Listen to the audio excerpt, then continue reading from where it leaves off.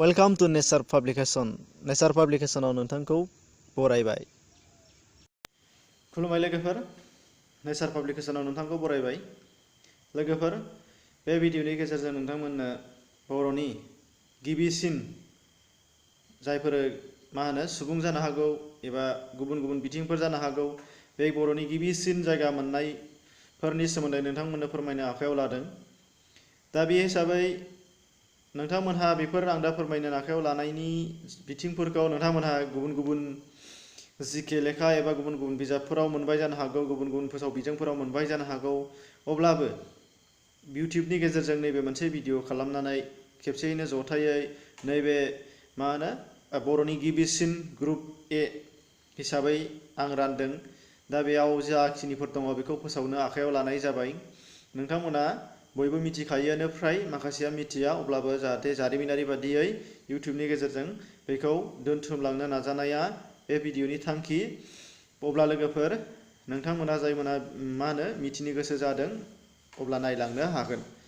गिबियावनो दङ गिबिसिन बर' सावथुन आलायारन, गिबिसिन सिनेमा डिरेक्टर जोंदाव बड'सा, गिबिसिन सिनेमा डिरेक्टर आइजो पिंकी ब्रह्म चौधुरी, गिबिसिन रेडिअ मेथाइ खनजेनग्रा नीलेश्वर ब्रह्म, बेनिफ्राय दं गिबिसिन सुंद' सल' आबारि आरो गिबिसिन सुंद' सल'नि लिरगिरिया ईशान चन्द्र मुसाहारि। गिबिसिन सुंद' सल' बिजाब बे जाबाय फैमाल मिजिं, लिरदों चित्तरन्जन मुसाहारि। आरो गिबिसिन सल'मा बिजाब जुजाइनि अर, बेखौबो लिरदों चित्तरन्जन मुसाहारि बिथाङानो। गिबिसिन बिटिसिनि चिफ जाजेननाय हाग्रामा महिलारि बिथां। बेनिफ्राय गिबिसिन चिफ इलेक्शन कमिशनार जाजेननो हानाय बर'निफ्राय बिथाङा जाहैबाय Harishankar Brahma.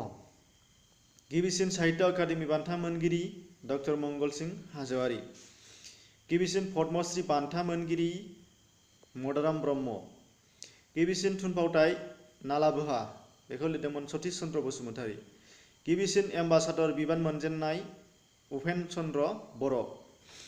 National talent search आनजाद उथ्रिजेननो हाजेननाय बर'नि गिबिसिन, बे जाबाय जगत चन्द्र मुसाहारि। गिबिसिन एमए पास जाजेननाय गिबिसिन एमएलए रुपनाथ ब्रह्म। गिबिसिन एमपि समर ब्रह्म चौधुरी। गिबिसिन गभर्नर जाजेननाय रन्जित शेखर मुसाहारि। ओमफ्राय गिबिसिन बर' रावखान्थि लिरजेनगिरि कमल कुमार ब्रह्म। गिबिसिन इन्दिरा गान्धी पेस एवार्ड बान्था मोनगिरि प्रेम सिंह ब्रह्म।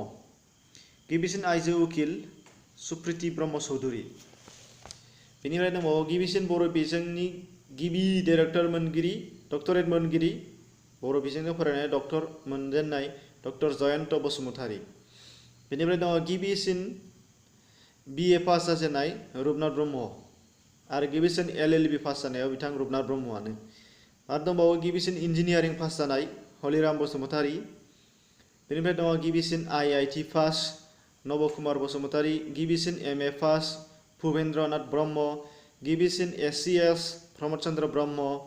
गिबिसिन आइएएस सतीश चन्द्र बसुमतारी। गिबिसिन एमबिबिएस खगेन ब्रह्म। गिबिसिन एसडिसि प्रमद चन्द्र ब्रह्म। गिबिसिन एडिसि रहिला ब्रह्म। गिबि बर' लाइसि बिबार, जायखौ सतीश चन्द्र बसुमतारीया सुजुदोंमोन। गिबिसिन खन्थाइ बिजाब, बे जाहैबाय बाथुनाम बैखाखुनि गिदु, जायखौ प्रसन्न कुमार बर' खाख्लारिया 1919 मायथाइयाव सुजुदोंमोन। बिनिफ्राय गिबिसिन हिसाबै दिहुनोब्लानो जों गोबांथार मोनबावनो हागौ। आङो बेखिनियाव दा बेखिनि मुंख'जानायफोरखौल' लानाय जादों। बेनि उनाव गोबांथार दंबावो, बेखौ उनाव ग्रुप बि हिसाबै सोसननानै होनाय जागोन, बा बाहाय भिडिअआ गोलावद्राय जायो, बिनि थाखायनो बेखिनिखौल' आङो ग्रुप ए हिसाबै बर'नि गिबिसिन हिसाबै बेखौ थिसननाय जाबाय। भिडिअनि सायाव मोजां मोननाय गाज्रि मोननाया नोंथांमोननि सायाव। नोंथांमोननि थुलुंगानाय आरो मदद मोनोबा आरोबाव साबसिनै बेबादि फोसावनो हागोन होननानै मिजिंथिबाय। एसेनोसै।